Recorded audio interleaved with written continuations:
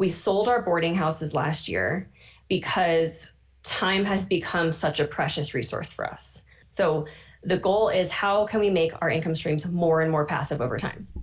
We decided we would sell our boarding houses and then transition that money into real estate syndications. To me, investing in real estate syndications is the most passive way to directly own and invest in real estate.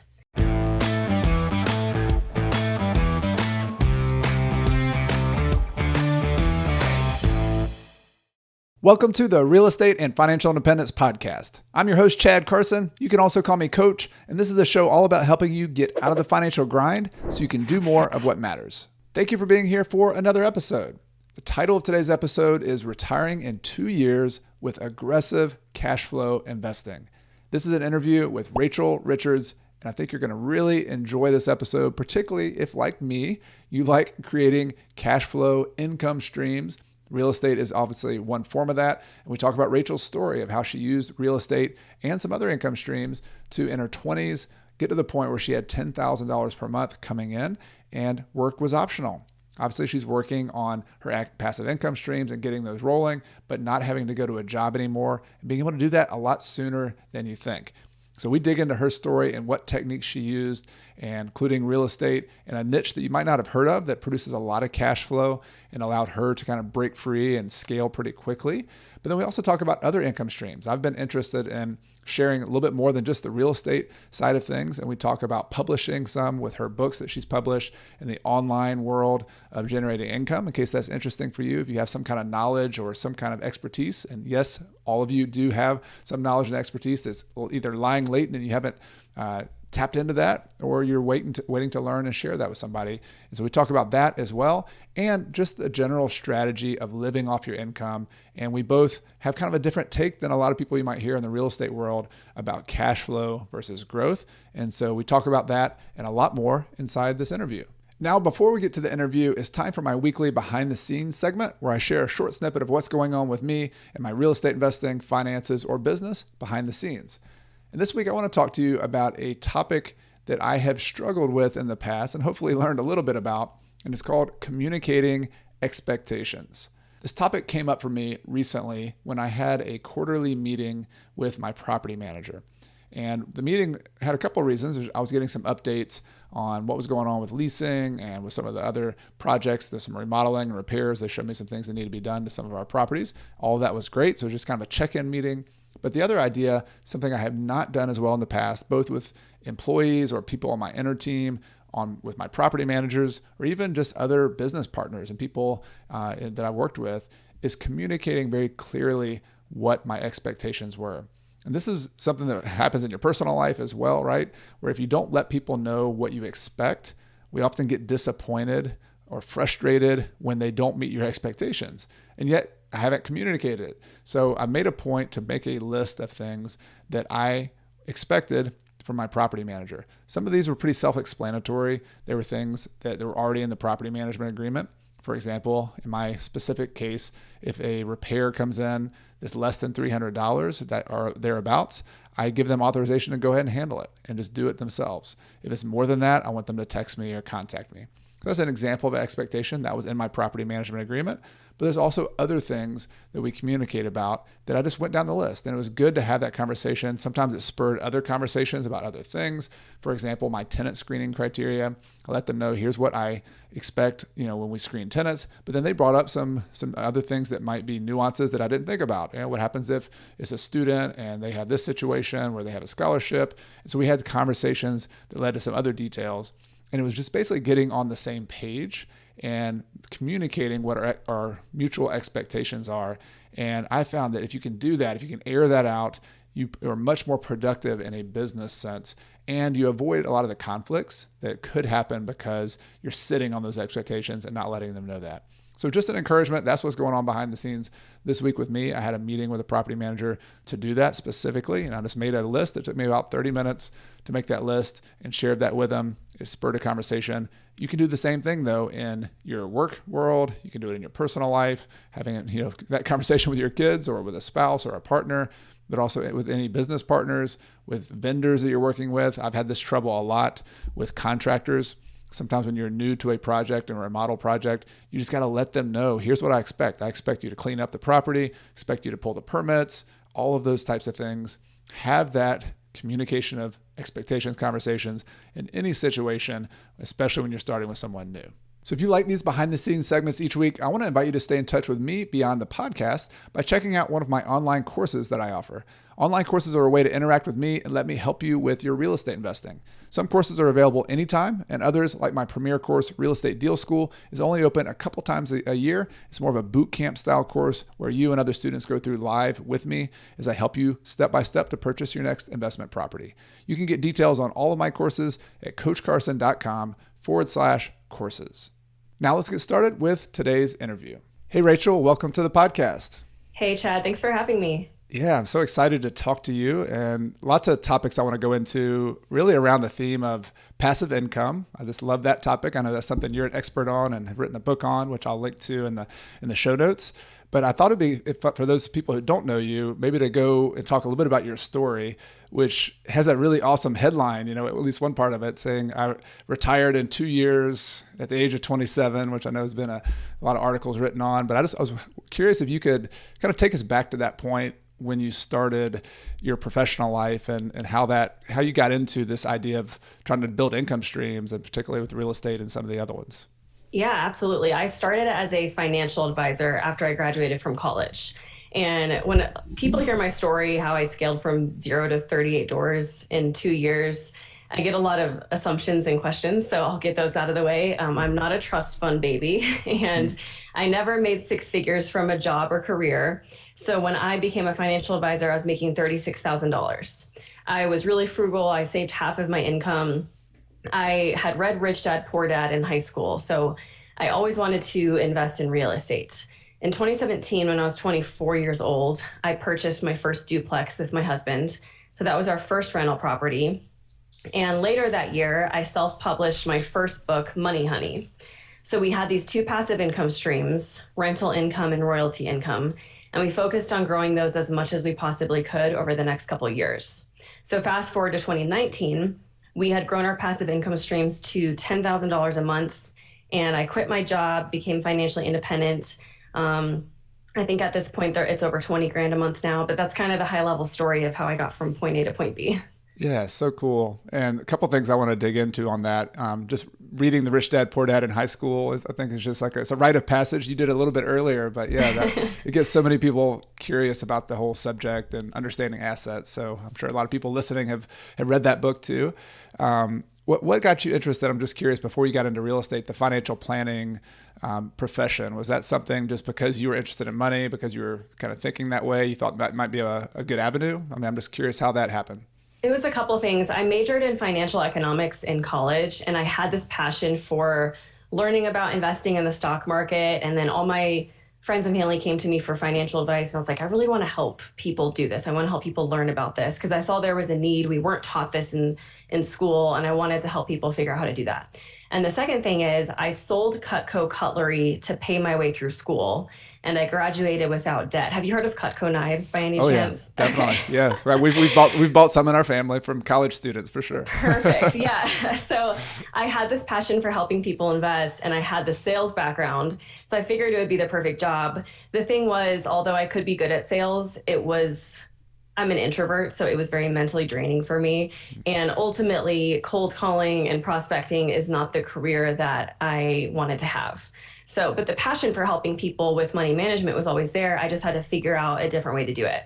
And later on, that's why I published that first book. Yeah, I think it's really cool. It took me a lot longer to publish a book, and it was much more of a laborious process, it sounds like, but I think it's really cool how you transform that desire to help people, and you're still doing it with courses and teaching and blogs as well. But you did that pretty early on in your career, and it became a passive income stream, but it's also sold to a lot of people who've been able to kind of get those principles of finance and you have something you can hand to people too. Like I get a lot of people ask that too, like, what should you do with your IRA or, with your budget or whatever. So you got that book, you wrote the book, you bought some duplex. I know a little bit of your story about the types of properties you bought, and I want to dig into that a little bit because you started, I think, right, with a couple single families, like living in a house, moving out, renting it out, buying a duplex. And then you scaled to these properties, which were really an interesting niche where you're renting rooms and houses. Can you talk a little bit more about that niche? And I have some follow-up questions on those too. Yes, for sure. It was so cool, the types of properties we bought later. And I'm happy to be transparent about down payments and where the money came from and income and all that stuff. So later, we had two primary residences, single family houses, then a duplex. And then at the end of 2017, we came upon this listing on the MLS, and it was a $450,000 fourplex. So according to the 1% rule, a $450,000 house should be bringing in $4,500 a month in rent.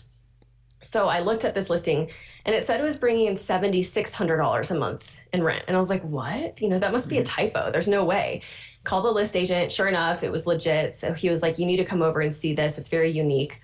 So we went over and looked at it. And this was what they called a boarding house and what other people know as a rent by the room. So it was a quad, but instead of having 4 tenants, the owner had 11 tenants because they were renting out this building by the room instead of by the unit. So each room was fully furnished and independently leased. Tenants shared common areas like kitchens and bathrooms. And this model blew my mind because if you rent out any property by the room, you can take a decent property or even a poor property, something that doesn't cash flow at all, and turn it into a cash cow. And not only that, but it's a win-win because you are likely providing affordable housing, which is much needed in every major city in the US right now. Yeah. So for example, we were renting out these rooms for $600 a month in Louisville, Kentucky, and they were fully furnished, and that included Wi-Fi and all utilities. So that is really cheap living. We were providing housing for people who really needed it. And it was making us a lot of money. So that's how we got into this boarding house model. Yeah, and I love the mention of affordable housing because in Louisville, and I'm curious about the zoning because I'm thinking in my little small town, for example, I'm very involved. I was on the planning commission for a while. I've been just active in zoning and things that are happening. And one of the biggest things that'll get the pitchforks out in a town is coming in and saying, oh, we want to allow more than 2 people or 3 people to live in a house and rent out bedrooms. And we're in a college town, so people just imagine Animal House, old movies, and people fraternity, sorority parties. But was the zoning allowing that? Was it like in Louisville in an urban area where it was permitted to do that, then in other areas it wasn't? I'm just curious how that, because people might hear that and say, oh, I'm going to go buy a single family house with 4 bedrooms and do it myself. Yeah, and I'm glad you brought that up because there are a few things you need to look into if you're going to do this. You have to look into the zoning and see if it's allowed. You also have to look to see if there are any licenses or permits you have to get to operate a house this way. Normally there's not, but you need to double check. You also need to double check if there's HOA regulations. Now, we weren't in a neighborhood, so that didn't apply to us. And then the last thing is fire regulations. So at one point, we had this almost blew up our whole model. We had this fire inspector come in, see that there were 11 people living in one building, and he said, well, you need a sprinkler system. And we had no idea that that was a requirement. And so we were like, oh my gosh, what are we going to do? What are we going to do? And then COVID happened and it sort of shut down the whole fire department and he closed the case. And we were like, oh my gosh, we just got so lucky. We ended up selling the boarding houses last year and, disclosed all that. But that's another thing that you have to watch out for. So yeah, it can be very regulated, but those are the things to look for.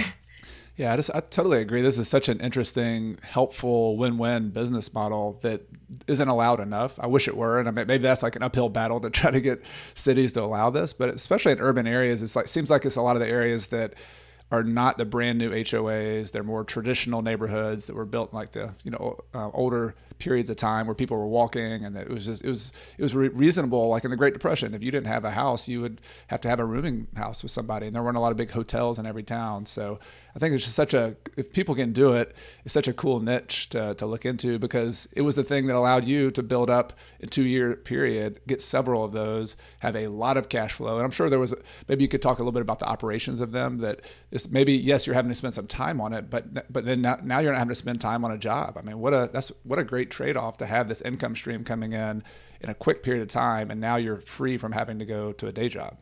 Yeah, for sure. And to your point, in terms of where these were located, these were Class C properties, and they were sort of near downtown Louisville. They were definitely close to public transportation. A lot of our tenants didn't have their own cars, so it was important to be close to public transportation. And the demand for these rooms was off the charts. We could not keep up with the calls. There was always a waiting list. I could fill vacancies within 24 hours. So I know for a fact that probably not only Louisville, but other cities desperately need this kind of housing. In terms of how passive it is and sort of the cash flow, this is not something I would consider very passive. And I always talk about rental properties. It's not fully passive to own rental property. And chances are none of you all listening want to quit your job to become a full-time landlord. I'm just guessing, maybe you do. I didn't want to do that. So if you want to have a passive income stream from owning rental property, you have to hire a property manager. And even with that, there's always going to be an aspect of manage the manager. So it's not 100% passive, but it's definitely way more passive than a 9-to-5 job. Yep. Now, the boarding houses were a lot more hands-on than having like a long-term tenant in a single family house or in a duplex. But at the time, we were very intentional with our goals. And starting out, we didn't have any money, hardly any money, but we had some time. We were still working full-time, but we were willing to sacrifice and put in the effort so that we could reap this reward and have this cash flow, this huge cash flow, and make a ton of money so that we could later enjoy the fruits of our labor. And that's how it worked for us. And then later on, we sold the boarding houses because now we have more money than time, and we're able to have much more passive income streams. Yeah, I love just hearing your journey and the kind of transformation you've gone through. And I want to go back to not just the properties themselves, but maybe more the strategy that other people are listening to, because there seems to be a big debate. Like if you're in bigger pocket circles, there's always like cash flow versus growth, like which type of property you should buy. And it's, it's a little simplistic to explain it that way, but it seems like I did something similar to you did in my own way with student rentals and kind of lower price rentals, where I went after the cash flow first because it was more accessible. I didn't have as much cash up front. I was able to leverage it more, and I was able to pay for my bills really quickly. And so like I went cash flow centric model, but you might hear other people say, hey, you should like not focus so much on cash flow. You should buy these growth properties. And I kind of lean more to what you've done, and also the later transitioning to like more passive properties like you've done and I've done as well. So I'm just curious if you have any thoughts on that for people who are new to the game, going for cash flow first versus going for like growth properties first. When you say growth, do you mean like appreciation? Yeah, like properties that maybe make a 4 cap or a 5 cap, but and you're going to barely cover your mortgage maybe, and you're going to put a big down payment, but they're in areas that may be appreciating at 5, 6, 7, 8, 10%, these days. So just if you're going for hopefully a property has both, but like, what are your thoughts on whether you as a new investor should focus on one of those or the other? Okay, so I feel pretty strongly about this. I'm glad you asked. And everyone has their own opinion, so it's not right versus wrong. But I personally feel that investing for appreciation is much riskier because you can't always count on appreciation the way that I feel you can count on cash flow. And investing for appreciation is the reason a lot of landlords went bankrupt in 2008. If you invest for appreciation right now, for example, which a lot of people are doing, I think that could get landlords and investors in trouble, because if the market goes down, then you're going to lose money and you don't have the cash flow to count on. Whereas if you invest for cash flow right now, the market can go down and it doesn't matter. The cash flow is going to be there. So when I teach people, I'm always teaching them to invest for cash flow and kind of ignore the potential appreciation. I always teach that appreciation is a bonus if it happens. Now, I feel like we're not really in a bubble. I feel like it's a supply-demand issue, and I feel like the appreciation is probably going to be there for some time. But again, I just always view it as a bonus because we all saw what happened in 2008. So I just feel like you can't always count on it. And cash flow to me is just a sure thing. Yeah, I'm with you 100%. And even if cash flow, I mean, you could have rents soften up in a great recession, like which happened to me. I had a bunch of properties in 2008 and 9, but we were able to lower our rents a little bit. We had less cash flow, but we still had cash flow. And then you're able to kind of get through to the other side. Whereas if we had negative cash flow and counted on appreciation, it would have been really hard to get back, 4 or 5 years later. We would have, people ran out of money. So exactly. Yeah, I agree 100%. And so like digging into that topic too, like, so you chose to do a niche where you're renting boarding houses, which is a little bit more time intensive, but huge cash flow. I kind of put Airbnb in that same category of, Yes. high intensity, but really high cash flow potential. I put like niche rentals, like maybe Section 8, like student housing, some of those. So I'm just curious if you've seen, like with your students or people you're helping out, if starting in like to get that cash flow, like going into one of those niches within real estate or maybe even another business, like is a good route to go. I think for sure. And I think to do this successfully in this market, it's tough because it's a hot market, it's a seller's market. There's not a lot of deals right now. But here's what I tell people. If you're not finding deals, it's probably because you're only looking on the MLS. The MLS is competitive, it's saturated. If all you're doing is working with a realtor and looking on the MLS, it's going to be really hard to find those deals that have cash on cash ROI of 10% or that have cash flow of $200 per door.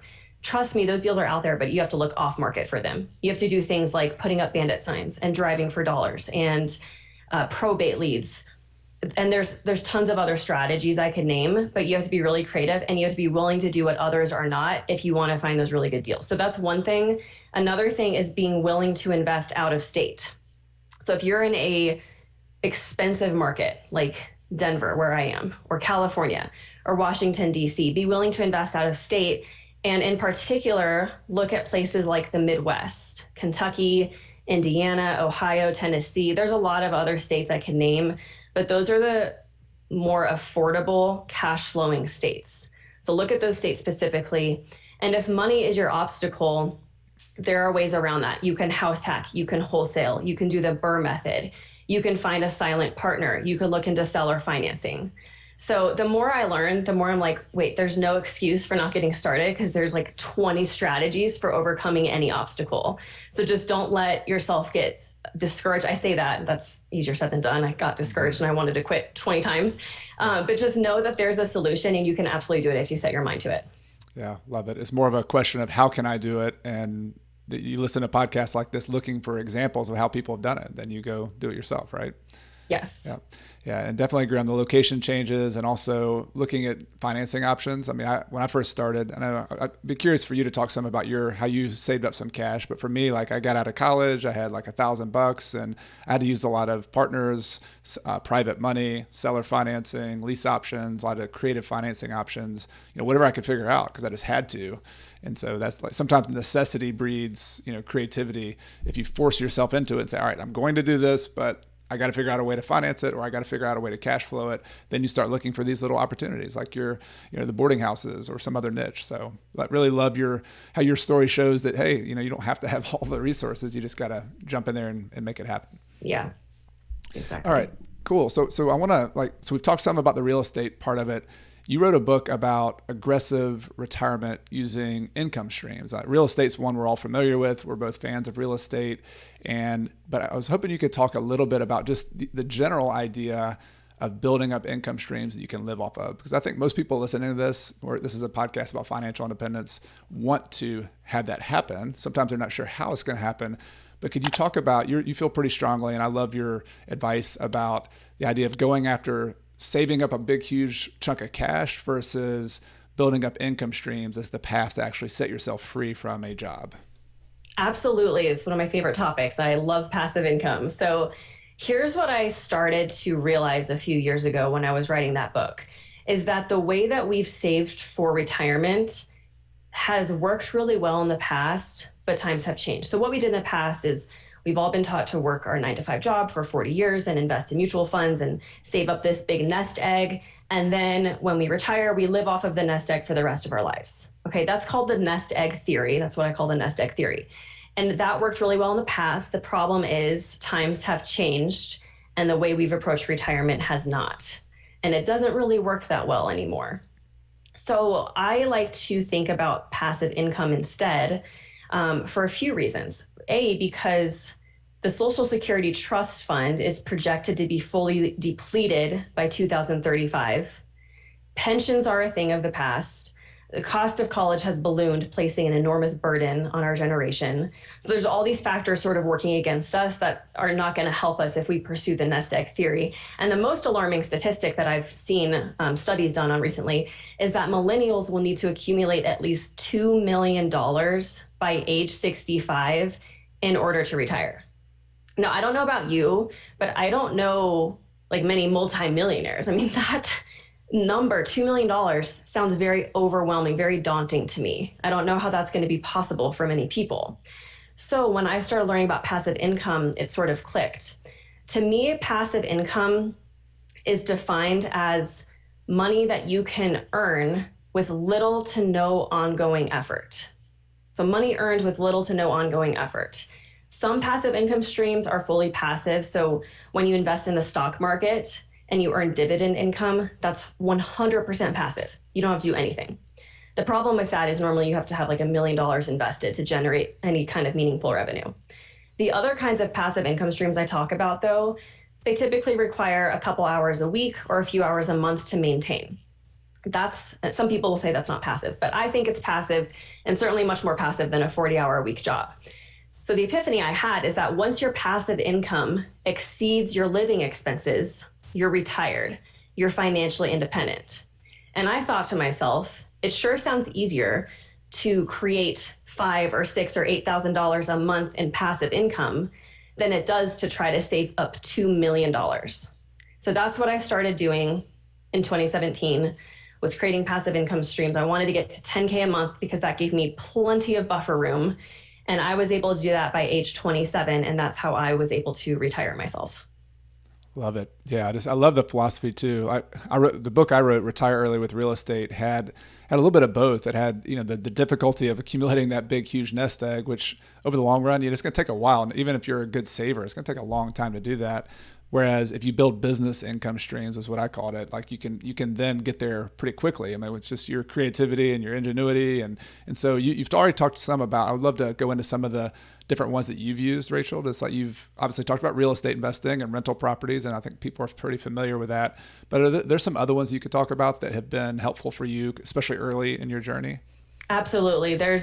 In my book, Passive Income, Aggressive Retirement, I talk about 28 different passive income streams. So trust me when I say there is something out there for everybody. And if you don't want to be a landlord to do this, you don't have to. Because I know some people are like, I don't want to be a landlord. I don't want to invest in real estate. You could do something else. So one of the ones we've talked about a little bit is royalty income. And there's all different kinds of royalty income. There's print on demand. There's creating an online course. There's digital downloads. And there's self-publishing. And there's a few others as well. And one that has been very successful for myself and others that I know is self-publishing. So I love royalty income because you create something once up front. You write a book, you create an online course, you create a product, you do all the work up front, and then it's out there in the world. And it can sell over and over again for the rest of your life. So J.K. Rowling in the 90s wrote the Harry Potter series. She now makes hundreds of thousands of dollars per year from all of the royalties that series generates. That's an example of royalty income. So that's been really successful, and we can go into detail about that if you want, but that's one example. Yeah. I mean, going to the book. And so I love this topic too. And I kind of have one foot in the real estate tangible market and another foot in the intangible online world, kind of like you do as well. And somebody might hear the idea of writing a book and be intimidated by that. I think a lot of people have books in them. I think people have blogs in them. I think they have knowledge that they don't realize that is very helpful. But you wrote a book early in your career, and maybe you could just speak to that. I don't know if it's called imposter syndrome or whatever, that people might think, I don't know that I could actually share something that would be helpful to other people, and then how you were able to do that, and also maybe some of the mechanics of writing a book and putting it out there. Oh my gosh, the imposter syndrome that I felt writing Money Honey was unlike any other time in my life, because we all deal with imposter syndrome all the time, but this was the absolute worst. So I started writing Money Honey in 2017. All my family and friends were coming to me for financial advice, which was perfect. It's what I love to do. And at the same time, I began to wonder, well, why aren't they learning about it on their own? Why aren't they reading books, listening to podcasts? And then I had this aha moment where I realized, oh yeah, personal finance is boring, right? Mm-hmm. It's overwhelming, it's complex, it's intimidating for most people. No wonder people don't like to learn about it. So that's when I thought, how can I make this topic sassy and fun and simple? And that's where the idea for Money Honey came from. So I was really excited. When I first sat down, the words came pouring out of me. It was really fun. And then 4 months in, I quit writing the book altogether. By then, I had done a complete mental 180. My mind was saying things like, who do you think you are, Rachel, to write a book on personal finance? You're a young woman who's going to listen to you. Your writing sucks. It's going to be an embarrassment if you go through with it. So clearly I was being really nice to myself. Yes, exactly. But I quit writing the book and had literally no intention of ever picking it back up again. And I was also telling myself things like, you're not Dave Ramsey, you're not Susie Orman. Like what would I possibly have to say that somebody else hasn't already said? So I quit writing, and I sat down with a friend at lunch a few weeks later and sort of confessed to her my idea. And luckily she encouraged me and she said, Rachel, you have to finish what you set out to do. You're really onto something here. And she gave me just enough reassurance that I picked it up and I looked at it again. And I decided, you know what, at the end of the day, if I can just help one person, that's all I want to do. That's really all I want to do. I wasn't ever out to make money. It was something I felt compelled to do, and it was a passion project. I never, ever imagined it would turn into all this. But I think it was because of those intentions, those good intentions, and it really came from the heart. I was just like, if I can just help one person, I'm just going to do it, you know? And I remember being afraid to even spend money on it because I was positive I wasn't going to make the money back. So I spent like $560 on the launch of this book. And I was like, well, that's going to be gone. So that's cool. But I just lowered my expectations so much. And I went through with publishing it, and it took off to my surprise. It really resonated with female millennials. I still had imposter syndrome for months after I published it. I refused to promote it. Like I wouldn't read it. All my family and friends said it was amazing, but I didn't believe them because they're family and friends. So it wasn't until 6 months later when I started getting emails and messages from strangers saying things like, Rachel, this book changed my life. Like I've paid off my credit card debt. I've paid off my student loans. Thank you so much. And then I started realizing, oh my God, I've actually written a good book. And then I could start getting behind it. But I always like to share that story because you never know how your words and how your unique gift can impact another person. And if you don't go through with what you want to do, then think about the person that you might not be helping and that they might continue to struggle because you're afraid to put your work out there. And I know it's a scary thing. It's incredibly vulnerable to put your work out there for the public to see and judge. But what if you don't? What are the ramifications for the world if you don't? That's an even scarier thing. So I encourage you to have the courage and go through with it. Such an incredible story, just overcoming that voice in your head. And I've, had my own versions of that, but, we all have a unique, I remember one time getting up in front of a crowd and speaking for the first time, and it was at a hotel. And like afterwards I went in a room in the back, my wife was there, and I had my body was like frozen. I was like, I just can't move like this. It was so intimidating. And it was like the introvert in me just like crawled into a hole basically. But as kind of just applaud you for what you did, and also just it's so been so successful. Like to your surprise, how did you actually publish it? Like you mentioned, you spent $560, and obviously you knew your stuff, and you also wrote it in a way that resonated with people. Like how did you get the word out there? Was it on Amazon? Was it just through a traditional publisher? How did you do that? So I spent the $560 on a few people. Most of that went to an editor. And if you're considering self-publishing a book, you definitely need a few key people on your team: a really good editor, an interior formatter, and a book cover designer. Now, unfortunately, I was still so cheap back in the day that I designed my own cover, which was a mistake. And it's now redesigned. I've now had a professional redesign of the cover. So what you see now is professional. The old cover was not very good. But make sure you do spend at least enough money to have that done for you. And I think I might have spent some money on advertising and some other random little things. In terms of how I got the book out there, I did something that worked really well, kind of unintentionally. First of all, I read Chandler Bolt's book Published, and I highly recommend that resource. I never enrolled in his programs, but I followed the strategies he outlined in his book Published. It's really, really good. One of the things that a lot of self-published authors know to do is to form a launch team. A team of people that are dedicated to helping you launch your book. Now, I didn't do that because, again, imposter syndrome. Back in 2017, I had no platform, no following. No one knew who I was. My Instagram had 200 followers or whatever. And so I was like, well, who's going to join my launch team? Like, there's no way I can do that. So I didn't do that. But I did join and was already engaged in a couple Facebook groups. And these were Facebook groups that had my target audience, female millennials. but they weren't necessarily about personal finance. One was more political. I was already engaged in these, and every now and then a finance question would come up.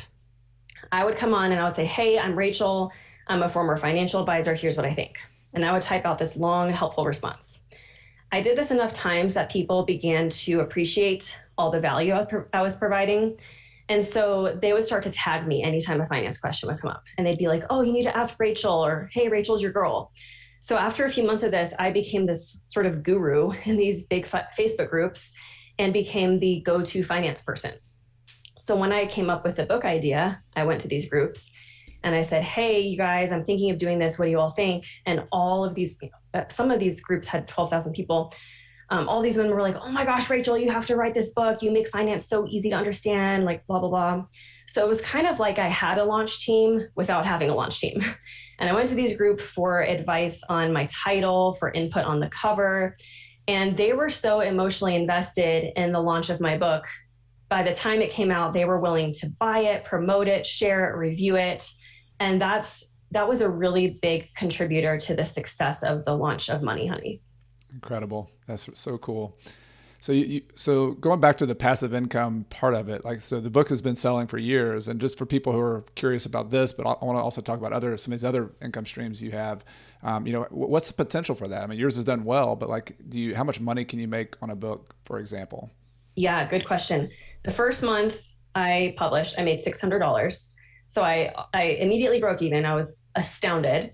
And then that first year I was making about $1,000 a month in profit. And it's grown pretty consistently over time, especially after I launched my second book. It's been very consistent. So I think in 2021, I made like $99,700 or something. And I was like, oh, I was so close to becoming a six-figure author. But they definitely both bring in consistently anywhere from $4,000 to $10,000 per month in profit. Incredible. Do you know how many books you've sold at this point after thinking you'd sell one or two books? I think it's about 45,000 copies now. That's amazing. Yeah, it blows my mind. Well, congratulations as a fellow author. And I went the route of publishing through Bigger Pockets, and I can just tell you that the numbers wise, if you can be successful as a self-publisher, you keep more profit. That's for sure. I think my argument for myself, at least, and I'm happy I did it. And I'm actually writing another book for Bigger Pockets too. It's just, you can kind of borrow that platform, if you don't have that big Facebook group, and you can kind of drop your idea. If you just want to be the author who writes the ideas and then have, the promotion kind of help you out. That was what was very helpful for me with Bigger Pockets. So different ways to skin a cat, and it's been a passive income stream for me as well. And also I found for the book, it's more of a, like a in-depth business card, or just getting your brand out there. And so in addition to the income, it lets people know, hey, I'm a teacher and I want to share things. And so then they want to go if they like the book, they want to find you, which I know has been the case for you too, right? You've got other income streams that have been built off of that too. Yeah, absolutely. And for a lot of authors, they don't necessarily make a ton of money from their book. And that's the reality of it. And I've been told my books are unicorns and the exception to the rule and everything. But a lot of authors approach it knowing they might not make a lot of money from the book, but it's a lead generator for their other higher priced products, like their courses or their consulting or their coaching or their speaking. So ultimately the book can be profitable, even if the book itself isn't profitable, right. But it's a lead generator for other things. Yeah, exactly. Well, cool. Let's kind of branch out from there, because we have a real estate audience, but I think this is a really important topic, because I found my own confidence I've never had a job, but to not have to go back and get a job has been because I've had these different avenues of income, exactly like you teach. And, the real estate income in particular, but even early in my career, I was doing a little bit of consulting for real estate investing and doing some blogging here and there. So what are some other areas that people could consider that would fit this bill of passive income or recurring income streams that you've seen be successful for other people? For sure. There's some other categories. There's affiliate and blog type of income, so e-commerce income. There's portfolio income. There's coin operated machines, which I think is a unique type of passive income that people don't consider a lot. So that one's fun. And then there's the rental income. And the ones that I personally have or have done are print on demand, which is royalties, online courses, which is royalties, self-publishing, all different types of rental income streams, affiliate income, and portfolio income. And I know a Okay. lot about coin operated because I almost wanted to do a laundromat at some point. Yeah. But I decided against it. I actually own a syndication that's a laundromat. So I guess technically I do. But Yeah. yeah, Okay. those are some of the ideas we can talk about. Cool. Have you looked into, and I know this is kind of a related topic, but I was on a panel one time on a podcast with someone who buys businesses essentially, where they buy like it could be like bread and butter, plumbing businesses or painting businesses that have been going for a while, and then be like a limited partner or a passive partner inside that business. Have you looked into that? Ah, Looked into that at all as one of the income streams? no, is that like a master limited partnership? I think I wrote about that briefly in the book, but I don't know enough about it. And I And don't either. It's one of those topics that I'm like, oh, that's interesting. I've started it my own businesses, but is. I haven't bought into other people's. But it's like almost we've considered like on a local level, what if you had like your own little mini Shark Tank, and you had people who had lawn cutting businesses but just needed some startup capital, or they had, Yeah. what I don't know. It's just a curiosity that I've heard people talk about. It's so interesting. It's a parallel, I guess, to being a silent partner in real estate, which Hmm. I've now become a silent partner for somebody else's rental property. And that's a really fun, passive way to invest in real estate. So, Yeah. but I haven't done it on the business level yet. That would be cool.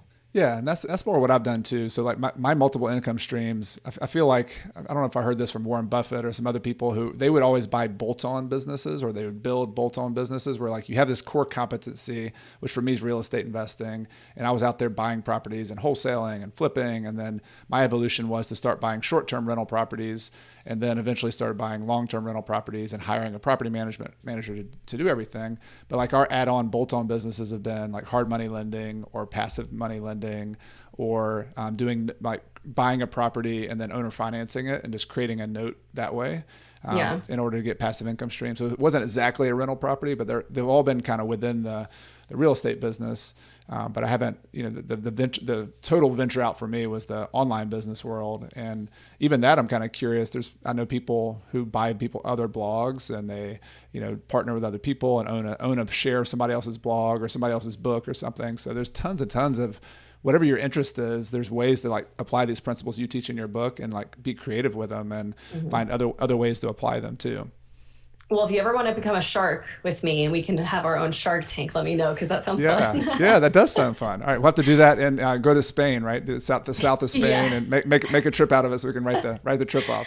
I'll be there. All right, sounds good.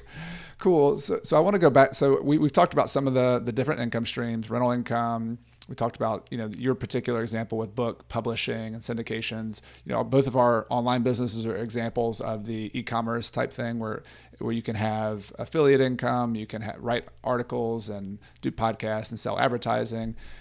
I want to go back to like your own evolution. So, you were in the trenches managing your properties, creating those recurring income streams. You mentioned it briefly, but you've evolved since then to the point where you've sort of shifted your focus a little bit. And could you talk about what that's been like for you, going from that early stage now to where you are, and how your priorities have shifted since then?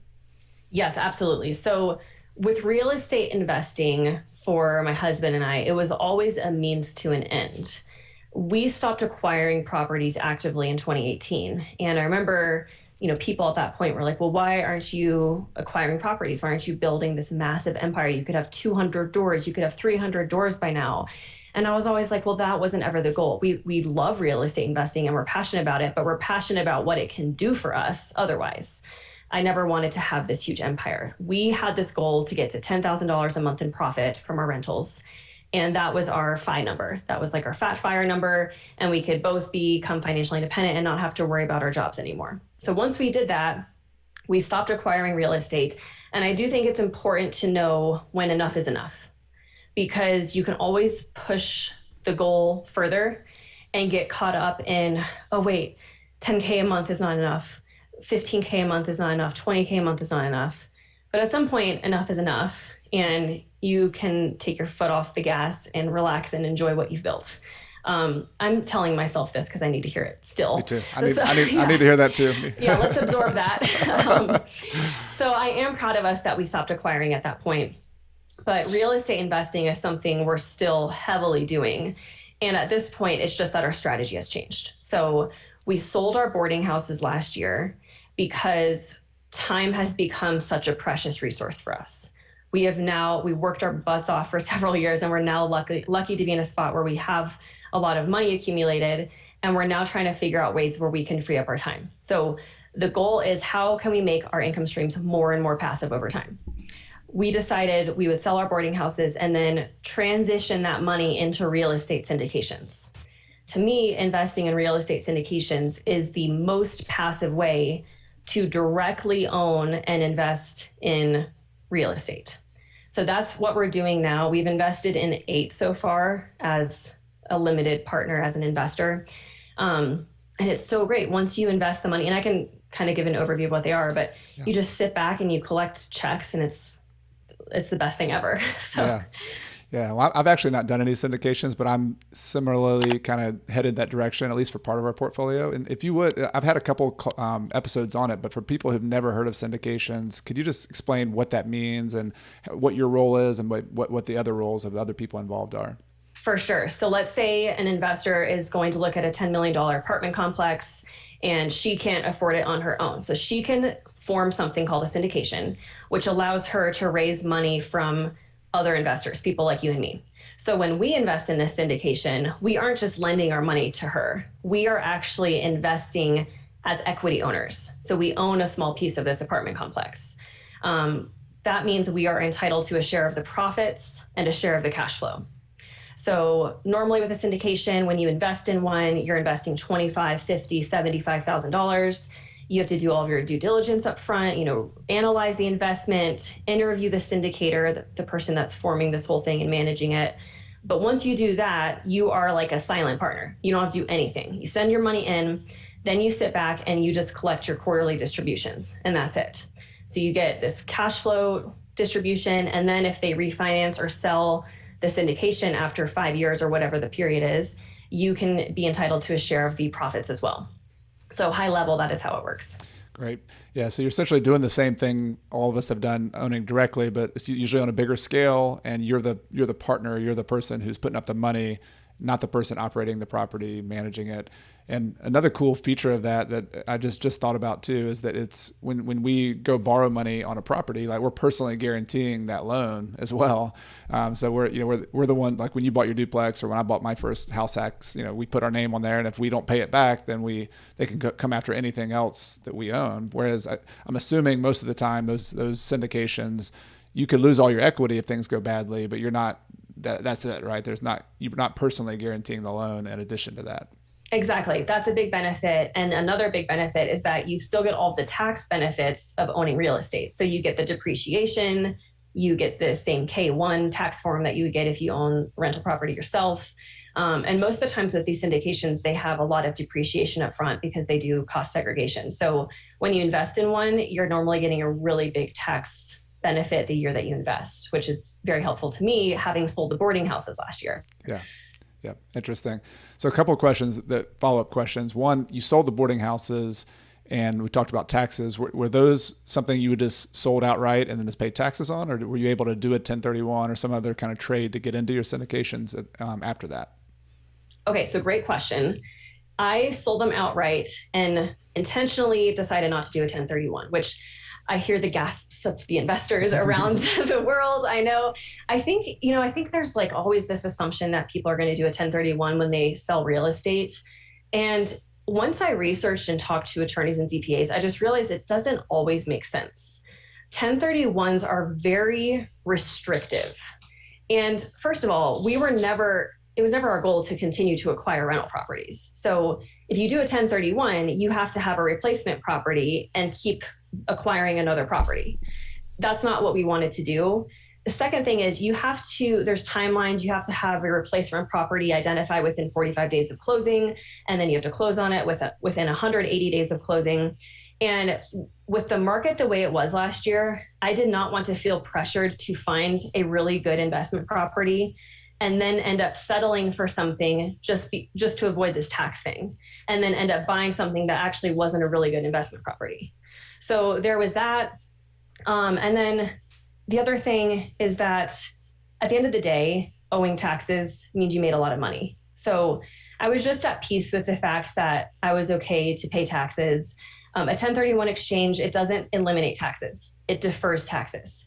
So unless you're going to hold on to your rentals until you die, which some people do, and that's a great strategy, you're going to have to pay those capital gains taxes eventually. And I just wasn't sure about that type of commitment. So we made the choice not to do a 1031 exchange. And I'm happy with that decision. Having invested in the syndications, I think is going to help us offset the really big capital gains tax. Now, there is a way you can do a 1031 into a syndication with a DST, and I can't talk about these things because I don't know enough about them, but there's smarter people than me and tax professionals that you can ask. But there's also requirements with that. And normally you have to have like $250,000 or $500,000 rolling into the syndication in order to do it, because it's really complicated. And our investments weren't going to be that big, and we weren't really willing to roll that amount of money to do that. So that's why we made that decision. Yeah, I think it's really a wise approach, and also just good for people to hear that there's different, to not let the tax wag the dog, like the investment is the dog and the taxes are the tail, right? You don't want to I mean, it is nice to have tax benefits, but people talk about real estate tax benefits all the time. I do too, but I try to emphasize that, the core economics are why you buy the deal, not necessarily the taxes are just like either make your deal a lot better or, okay, right? So I think that's smart. We're actually selling a commercial property right now that we're just going to pay taxes on as well, and it gives you flexibility of where that capital can go too. You might want to split the capital up. You might want to sit on it for a year and wait for a deal. There's all sorts of other factors beyond just that. And the thing I love that you were saying, Rachel, too, that I want to just emphasize for people, because this has been a big mantra for me too, is that the idea of enough is a shift in your mindset, because I know I'm speaking personally, like growth was so important early on, especially going from zero to something and getting from something to a larger net worth. You've obviously focused on growth, but if you only focus on growth your entire life, your entire career, you're missing out on a lot. You're missing out on a lot of things, and you're also taking a lot of risk that you might not need to take at some point. So I just think that's a very wise approach that you have. And I tried, actually the book I'm writing next year is called The Small and Mighty Real Estate Investor. And it's about finding a place to stay small instead of just like going and trying to get huge and buying thousands of units. So maybe if you're willing, I could feature you in the book as well. That'd be cool. Just share your story in there. Yes, I would love that. That would be amazing. But yeah, I think the lesson for me is don't let the tax consequences drive the investment decision. Yeah, absolutely. Cool. So one more follow-up question on the syndications, like for people who are interested in that, what was your approach to figuring out who you would invest with and the types of deals you invest with? Because when you start digging into this thing, there's like tons and tons of choices, and you feel like you're putting your trust in people with your money. So how did you approach that in a way that you were comfortable with? Yeah, a lot of people ask, how do you find a good syndication? And my response is it comes down to finding a good syndicator. You have to do just as much due diligence on the syndicator, the person forming the syndication, as the syndication or the property itself. Because at the end of the day, you're really placing your trust in a person rather than the property. I mean, it's important that the property makes sense and it's a good investment, but the person is the syndicator is the one that has the control. They're the one that's going to be managing it and making all the decisions. So they need to have experience. They need to have done this before, and they need to have knowledge, and they need to be incredibly trustworthy. And I've invested in 8 of these now, so I've made some mistakes. I would say the best way to find a good syndicator is to be introduced to them by somebody that you know and trust and who has already done a deal with them. That is hands down the best way to find a good syndicator. When I started out, I was looking on Facebook groups and LinkedIn and making cold connections. And then I realized, I don't feel comfortable sending $25,000 to a person that nobody else can speak for me. So I started networking and asking around, hey, who are the good syndicators you know? Who have you invested with? And that's how I've met some really trustworthy people. And I'm happy to make introductions for anyone listening. If you email my team, happy to do that. Another really, really good resource is the book, The Hands-Off Investor by Brian Burke.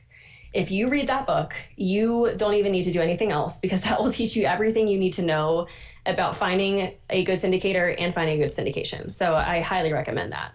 Yeah, I love that book too. It's by my bed right now, about 50% through. So yeah. It's very dry, very technical, right? Yes. It's hard to get through, even for me. And I'm like such a nerd, but it's really, really good. Yeah, I'm having to take it in. It's like digesting Thanksgiving dinner. I'm like a little bit at a time, at a time. I can't eat all this at one time. It's a marathon, not a sprint. It is, for sure.